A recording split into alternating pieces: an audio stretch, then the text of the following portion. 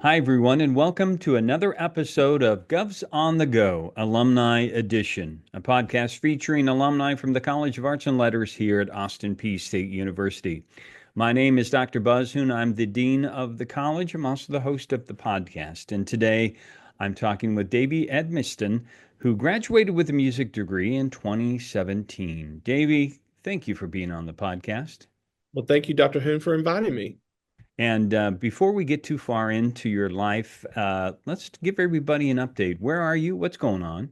I'm in Milan, Tennessee, which is tucked between Memphis and northern Tennessee over here by the Mississippi River. Teaching marching band, middle school band, about to start a family over here. That's awesome. And in fact, you took a little break from your schedule. You have this open period, and we decided we're going to do this and get this in the can. Yeah, this is usually the time I mow or paint the marching band field. So Well, I with all the rain, appreciate that. it's perfect. Great. I'm glad to have you on the podcast. And let's talk a little bit about where you grew up. You said you grew up in Troy, Tennessee, and I haven't been to Troy, but I think it's a small town. Can you tell us a little bit about what life was like growing up for you? Absolutely. So, Obion County, very small town. There's two high schools in that entire county. Grew up there with my brother Dallas and my mom and dad, and I started music in fifth grade band. Okay.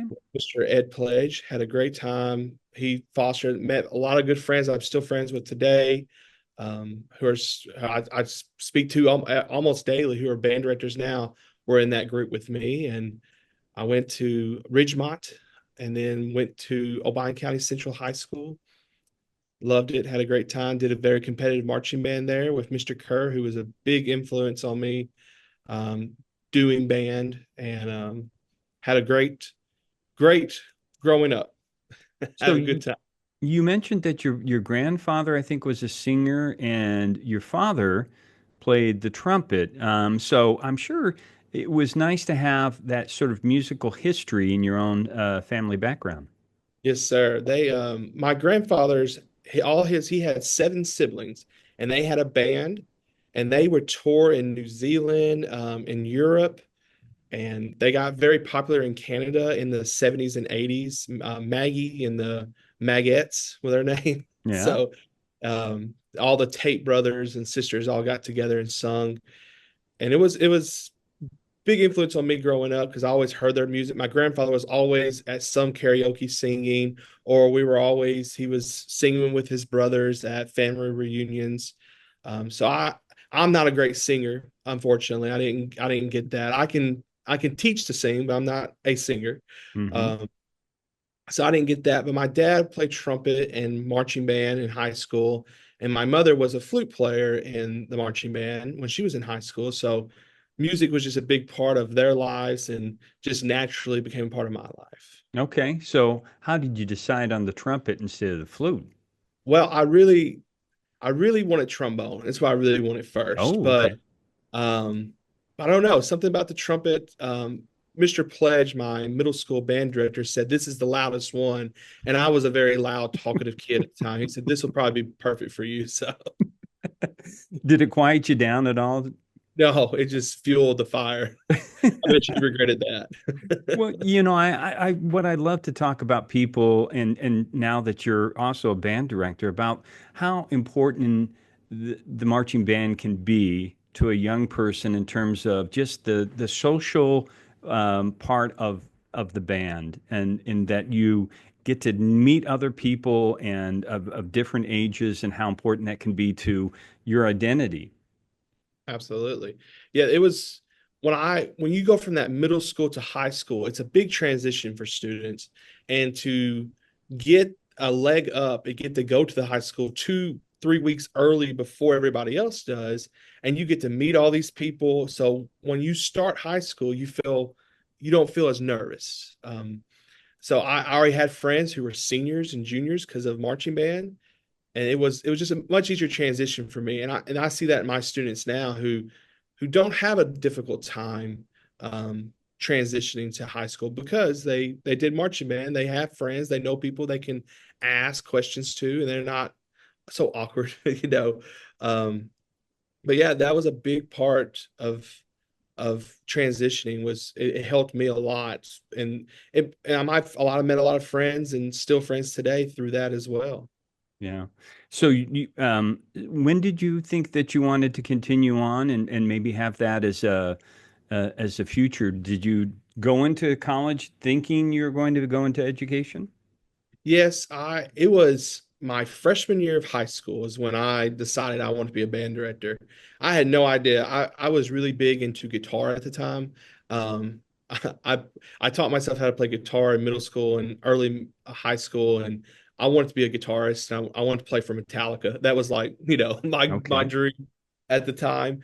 But we played this piece in high school band called American Elegy, and it's about the 1999 Columbine shooting. And it was the first time I had heard a piece that meant something, that emotionally like connected. Because I was just listening to a lot of rock and stuff, so that was just loud and all this. But that was the first time I saw my band director also get emotional, and I thought, whoa, like there's this whole other aspect of this that I haven't even thought about. And so that piece is a big part of why I'm doing what I'm doing. And this year I actually have the instrumentation to play that piece. So we're actually going to play that this year. So, but Nice. yes, sir. All right. So how did we get so fortunate to have you come to Austin Peay? Well, I started taking trumpet lessons my junior year with Mr. Ped Foster. He was the Lake Road, which is the other middle school in Obion County. There's four of them, and he was a trumpet professor, or he was a trumpet player, and he went to Austin Peay, and his professor was Mr. Steffen. And Mr. Steffen was at Austin Peay, and he's retired now, but he took me up there a few times to meet Mr. Steffen. I went and played a couple of gigs with Mr. Foster and Mr. Steffen. I was the last trumpet. I wasn't anything special, but he just let me be a part of some of the gigs and kind of see what was going on. And the best part is when I did my audition for Austin Peay, Mr. Steffen bought me pie, and that sealed the deal for me. I was like, I went to other schools and audition, and they didn't buy me pie. So, so I'm going to go out and buy some pies right now because and to support the future yeah. Davey. Oh, Charlie's pie. That's what got me. Okay. Well, that's Star Fortune. What do you remember from your first, year here? You It were you in marching band? Yes, sir. Yes. Okay. So I joined the GOM my first year. I did GOM all 4 years. I was there at Austin Peay.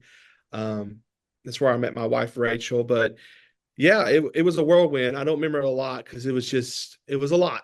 Yeah. First year in college. I'm the first person in my immediate family to go to college and graduate college, which inspired my mother to go and get her degree after I started college. So now it's me and her are the only ones in our immediate family to have a degree. But Nice. it was different.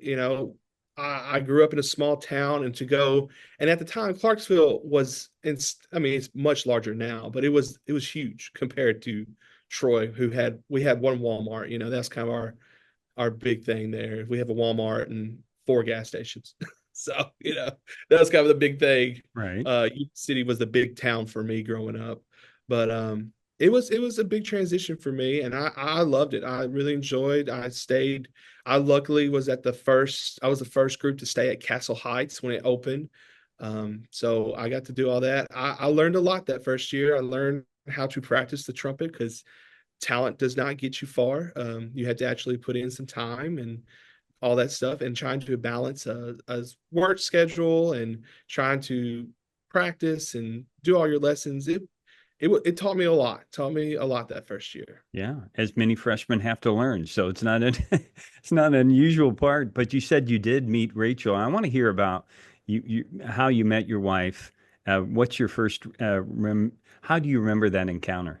I remember meeting Rachel at band camp that July that year, or that August of that year, and I I had a girlfriend at the time, but she was in Obion County. So, but I didn't pursue anything. But then our relationship fizzled out. So I started kind of giving hints to Rachel, and she seemed like she didn't really was interested at first. And so I pursued another girl, which made Rachel jealous, which that was hopefully that was my plan. And so, which I had no interest in her at the time, but I really liked Rachel. So we started going out, and it was the weirdest first date ever.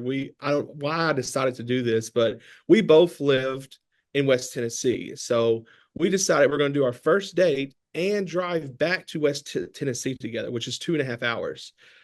So I'm really glad that first date went well, because that's going to be an awkward 2.5 hour drive. It would have been. What a way to break the ice is to put two people together for 2.5 hours. Yes, It- yes. but evidently it went well. It did. She came and picked me up before we had to go back to Austin Peay. So, because I didn't have a ride back at the time. So I'm glad she did that. So now, talking with some folks in the music department, even just this morning, we're talking about all the things that you were involved with, and I said it sounds like he's a little bit like the Forrest Gump of Austin P. That you always seem to be in the right place at the right time for different opportunities and experiences. Um, what kind of things do you remember? Do you want to tell before I start pulling them out? Well, I think one of the first ones I remember is kind of being there for when Mr. Steffen was retiring, the trumpet professor, and putting together this big, elaborate retirement party for him. And so I had to connect with all the alumni that had graduated over the years.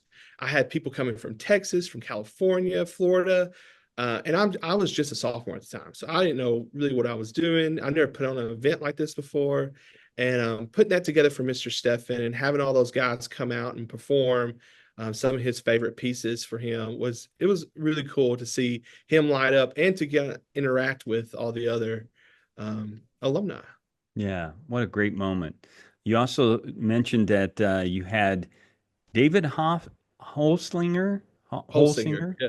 Yes, who is a famous composer. Check your homework yes. in music So theory. we went to Team EA, which is our state music conference, and I believe as a freshman or sophomore, you have to sit at the booth. That's part of the job is you sit at the booth. So I was sitting at the late session of the booth by myself, and I was doing my theory homework. And this nice gentleman comes by and asked me what I'm working on, and I had no idea who he was at the time. I knew who David Holsinger was, but I have never put a face to the name. And I said, "Hey, I would love for you." He told me he was a theory professor, and I asked him, "Hey, will you look at this?" Because anybody who's taken Dr. Wood's class, it's tough. It's tough. So any help I could get, and it ended up being I was telling my professors, Mr. Schnetler and Dr. Walneck, about this man who helped me, and they're like, "That was David Holsinger, the famous composer." So, and I did really good on that grade that time. I Yeah. remember. We made You an A remember on his that. feedback to you? Yes, I do. So, among the other things that, of course, you mentioned, you had some great opportunities, as many students do, when you're working with the GOM and also the orchestra. What kind of trips did you enjoy? Yes, we got to play at Stadium our sophomore year, which was if you ever got to be in that stadium and then Yeah. to be on the field as a whole, it's a very great experience. And getting to play with the orchestra was a big highlight for because I got to play with Rachel. That's the first time Rachel and I we were the only trumpets in the orchestra, and we played the Firebird Suite by Stravinsky, which is a very difficult piece, and spent a lot of hours together working on that. That was a big test to our relationship because it was not an easy piece. Um, but yeah, we got to travel a lot, got to go to Holiday World for the first time. And that's something that with my students, they remember the big trips, and I remember Yeah. the big trips going to the OVC championships or to the basketball and all that, getting to play pep band. That was a very fun time, and just getting out off of campus and getting to do stuff off of campus was always very, very good time. Yeah. Sometimes you forget that, and this would have been my case as a went to college and really didn't have very many family trips around to other places. And so for a lot of young people, this is their first experience, maybe even to get out of state to travel with the marching band and to have that sort of opportunity. Yeah, and I had a lot of friends who did travel abroad, and there's just so many opportunities I was given during my time at Austin Peay to get just to experience the world, see it from a different lens, and not see it from Obion County. Yeah. See, you gotta get when you're growing up, that's your world is.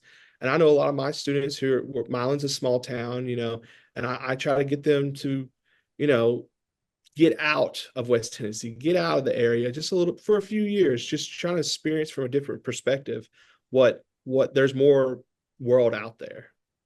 So, who are some of the professors you enjoyed and were influential during your time here? Well, Mr. Steffen was the first big one for me.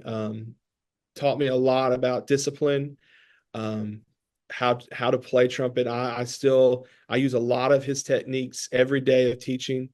And then when he retired, Mr. Wall took over, and Dr. Wall now, and he taught me. And it was very difficult at first to going from an old school to a kind of a new school Sure. technique, but I learned many things from him as well, and how to teach and how to really connect with students. That was the big thing Mr. Wall taught me, is how to really, at the end of the day, it's more about the students than it is, did we play every right note? So that was a good part of which the right notes are very important too. But so and then Mr. Snetler was probably the biggest I think is he was like a family. I mean, because I was away from my stuff, and um I saw him the most. I had him in symphonic band, I had him in Austin marching band.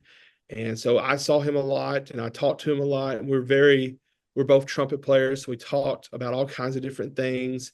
And he convinced me and a group of people to go to Chicago. And I took a group of students. Another crazy thing, I rented a van and took 12 students all the way to Chicago for a conference. The Midwest Conference was the big band and orchestra conference, and stuff like that just helped me get all that stuff. And he also like would he was he I had a lot of classes with him as well. So like my Sims class, my marching band tech, all the how to teach music I get from him. Um, but and then also at the end of the day, like after rehearsal and stuff, we could just hang out and talk about Star Wars. That was a big thing when I was in college. Is Episode 7 was coming out, so we would. I remember when the trailer first came out. Me and a couple other guys went into his office, and I think we were there for 3 hours. And we would pause every frame and say, "That was this." Just trying to break apart what this movie is going to be about. That was a big moment as well. Kind of just connecting. You can be more than just a teacher to students. You can also be their friend. You could also, open that door just a little bit and show a personal side with them. Yeah, that's definitely a gift, and I'm sure you're paying that back with your current students as well, Davey. And before I leave the time at Austin Peay, I also one of the things you didn't mention, but some other people did, is you got a chance to go to Washington D.C. Yes. and I think you got to play the guitar. Is that right? Yes. And I so got to tell us play. about that. Yeah, that's what's so crazy. There's so many experiences I had at Austin Peay. I kind of had forgotten about that one. So, yes, I got chosen to go to Washington D.C. That was my first plane trip.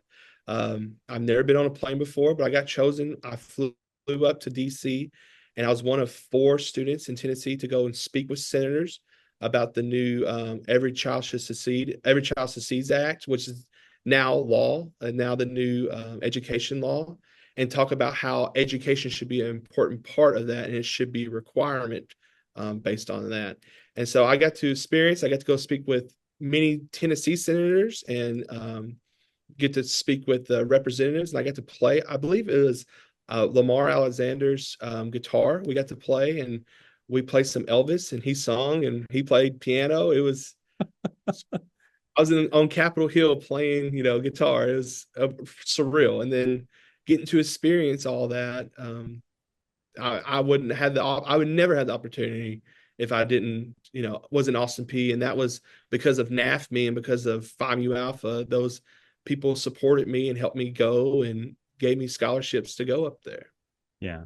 And for a worthy cause, as you mentioned, to let people to show how important education is in the development of young people and the role that music can play in it. And certainly appreciate you doing that. So, Davey, your first job is in the wrong direction of the state. You headed, but I'm sure you took whatever job there, Absolutely. somebody was going to offer you. So you went to a little bit east for your first one to, I think, Smith County. Is that right? Yes, sir. Smith County, Tennessee. Very small county. Just like kind of like Gibson County right now. I'm in that currently. But what worked out great is my wife got a job first in Trousdale, which is the neighboring county. And so I just applied for everything and anything. And luckily I got that job right next to her. So when we got married, we rented a house, and it was just a 10-minute drive for her and a 10-minute drive for me. So that Nice. worked out perfectly. It worked out perfectly. But I loved it there. It was a great startup for me. There wasn't many kids in the band program when I first got there at Smith County, but we grew to over 70 students. Got to do some amazing things with that little community as well. And it was when I first got there, it wasn't a band town, I would say, but when I left, the band was a big part of the community. Oh, that's so awesome that you said that. And one of the experiences you mentioned that you got to have is taking those students to the Daytona 500 race. Absolutely. So another Forrest Gump thing is I had a student who was paraplegic, and she played trombone, so I offered her to play in the front ensemble, which doesn't require marching. And she just told me very sternly, no, I want to march. I want to play trombone. I've been practicing. I want to march. So I reached out to my principals and asked, what do I do? This is something, and I believe I spoke to Mr. Snetler as well. And we ended up getting a donation from a local wheelchair company there in Nashville to give her an off-road wheelchair. So I had one of my assistants, pushed her around to her sets, and she played trombone. And the news channel 2, I believe, in Nashville, came out and did a story about it, and it was one of those feel good pieces that went national. So every ABC Pro affiliate got that news thing. So I was getting letters from California, Nebraska, Maine, and then I got a letter from a guy in Daytona, Florida, who asking us to come and perform at the Daytona 500. And so, of course, I said, yes, let's go. Yeah. So it gave us 3 months to prepare for a performance on the grass there in Daytona, which if you've never been to a NASCAR race, that's just a whole nother experience than a football game or anything. Right. Uh, I grew up in West Tennessee, so NASCAR was a big part of my growing up. My dad loved Dale Earnhardt Jr. and Tony Stewart and all those guys, so I was very familiar with all that. And another aspect of just falling into something, it turned out that the president was going to be there. And so I was told 3 days before, and they asked us to play the presidential march as he came into the stadium. Um, so when we got there, we played America the Beautiful as Air Force One flew over the stadium. Wow. We're mic'd up. My little band from Smith County, Tennessee is playing Nice. the America the Beautiful. And then, which was just amazing. There's 100,000 people there watching us perform. all on the track and all in the stands. Right, this is right before the race began, and then we played a little set. Got to play a whole bunch of songs for the crowd, and it worked out where the president was coming in as were standing there, and so we got to play the presidential march as he walked in. So it was Wow. unbelievable experience for those students. I mean, Yeah. once in a lifetime. I mean, just all worked out. All the pieces just came together, and then it started raining. That was the worst part. It started raining, but it cleared up very fast as it does in Florida. So that gave us extra time at the beach, which the students did not complain about at all. So, Wow. What a great memory for them. yes, it was Yeah. awesome. So how long were you there, and why then transition back towards the other side of the state? I was there for 4 years. I was my last year there was the COVID year. Hmm. So a lot of things changed and how things musically, marching band, everything. So it was kind of difficult that last year there. But I really had always, my wife and I always wanted to move back to West Tennessee. Sure. It's always been in the back of our minds. We loved East Tennessee, East Tennessee. We love being near Nashville. We're big Nashville Predators fans, so we would go to as many games we possibly could. But it just didn't feel like home. So I got the opportunity to apply for Milan, which was it's a very predominant band program here in West Tennessee, and I luckily got the job.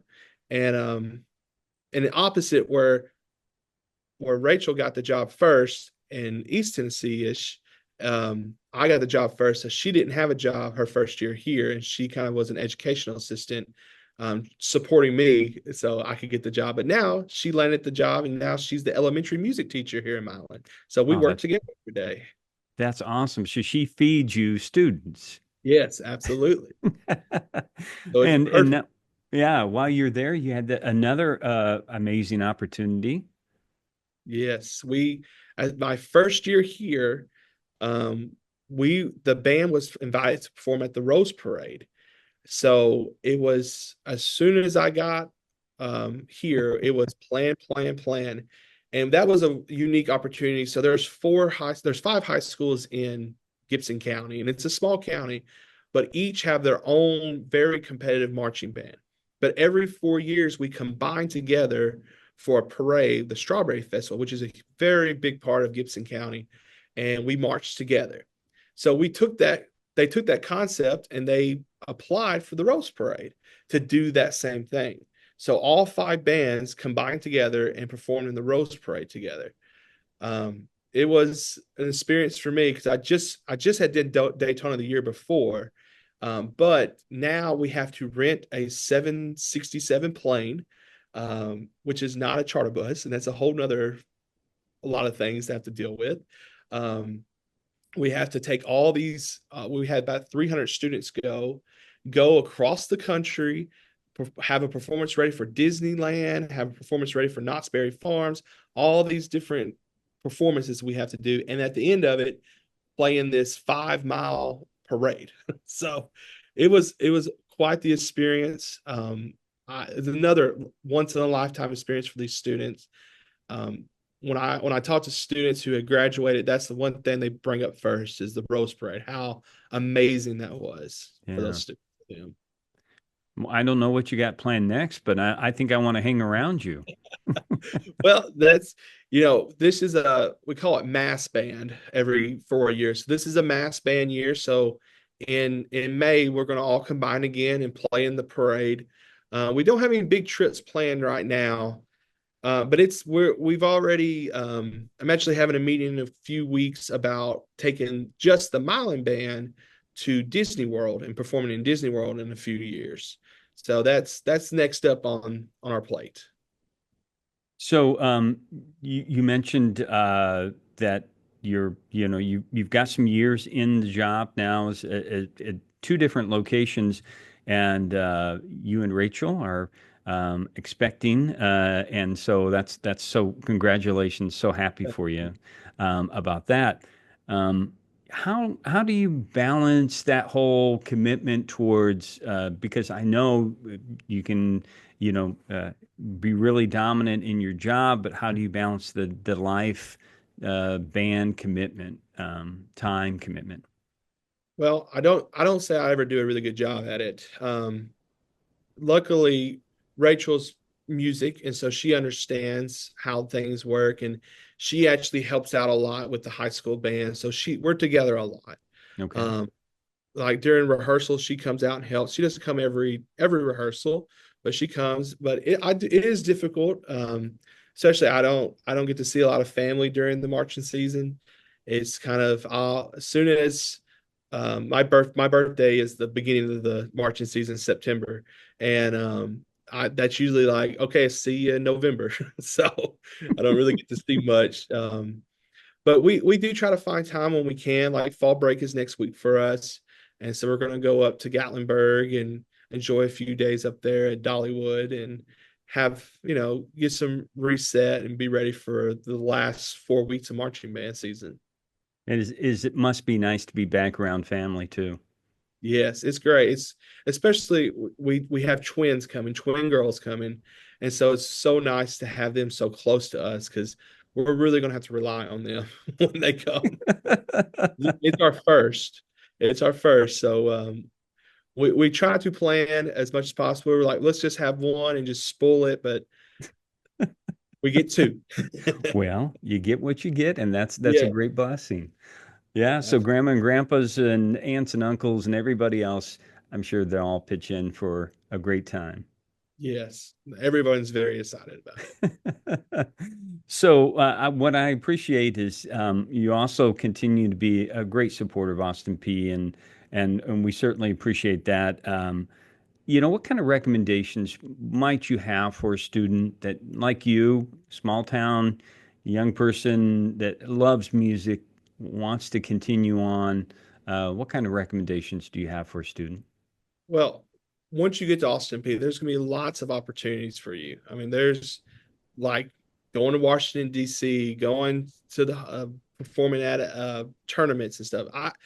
Anything you can do, I just say do it because when you get removed like I am, I miss it. I really do miss getting. I Sure. mean, I'm always on the go now, but it was much more intense when I was in college, and I get to pull from those experiences and stuff. And I did a lot of things in college that I apply almost every day to my work. But any opportunity that comes your way, I say take it. Absolutely, try your best and get those experiences while you can, because once you get older, it gets more expensive because you have to pay for it, and you have to, it's the logistics of things. That's something that I really I think lost in P for because I got to doing all those plannings of all those events and those trips to Chicago. Now I can do that with my marching band. I know like how to work logistics and how to balance all those things, and any opportunity. That's my biggest thing is just take it and run with it. And that might be something that you might not like, but you did it and you tried it, and it's a great environment to do that now while you're in college. Okay. Well, great advice, and much like the Star Wars sequels, we should have a sequel in about 5 years, Davey, where we meet up and talk about all the things that have happened since this moment in time. So just keep track of them. Absolutely, that sounds fantastic. It's been great having you on the podcast. Thank you so much for inviting me. And thanks to all of our listeners and viewers out there for checking out not only this podcast, but all the ones in the past. We hope that you will continue to join us as we profile some of the outstanding alumni we have here in the College of Arts and Letters at Austin Peay State University. So until next time, stay safe, take care, and God bless.